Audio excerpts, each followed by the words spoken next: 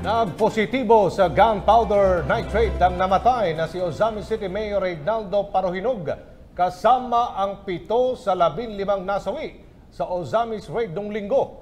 Ay sa PNP, makatutulong ito para matukoy kung anong baril ang ginamit at kung may palitan ng putok na nangyari na ikinasawi ng alkalde. Samantala, muling binigyang diin ng pulisya na hindi rub out ang nangyari sa Ozamis raid. May ulat si Trixie Jafar. Base sa inilabas ng PNP Crime Laboratory Region 10 na autopsy report kung saan 15 ang namatay sa madugong pagsisilbi ng search warrant sa mga parohinog sa Ozamis City, 8 ang nagpositibo sa paraffin test o gunpowder nitrate, kabilang na si Mayor Reynaldo Parohinog. Ayon kay PNP spokesperson Police Senior Superintendent Leonardo Carlos, batay sa otopsiya, namatay si Mayor Reynaldo Parohinog dahil sa 2 tama ng bala ng baril sa dibdib at muka, habang nagtamo naman ng blast injury ang kanyang may bahay na si Susan Parohinog at kapatid na si Mona at Octavio Parohinog na ikinasawi nito.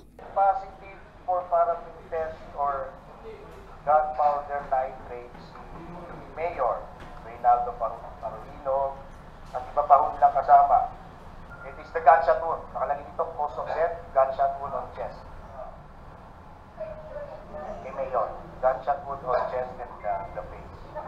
Si Susan has blast wounds, si Octavio has blast wounds, and Mona has blast wounds. The rest have gunshot wounds. Dagdag pa niya na 7 sa 15 biktima ay hindi na sumailalim sa otopsiya dahil sa kahilingan ng mga pamilya nito. Hindi pa rin pinangalanan ang iba pang nasawi sa naturang pangyayari. Samantala, kinumpirma naman ni Carlos na ang kumakalat na video kung saan pilit na itinatago ni Vice Mayor Nova Parohinog ang inakalang maliit na supot na may laman ng di matukoy na puting bagay ay isang papel na naglalaman ng listahan ng mga pangalan. Muli namang iginiit ng PNP na hindi rub out ang naganap na pangyayari sa Ozamis City.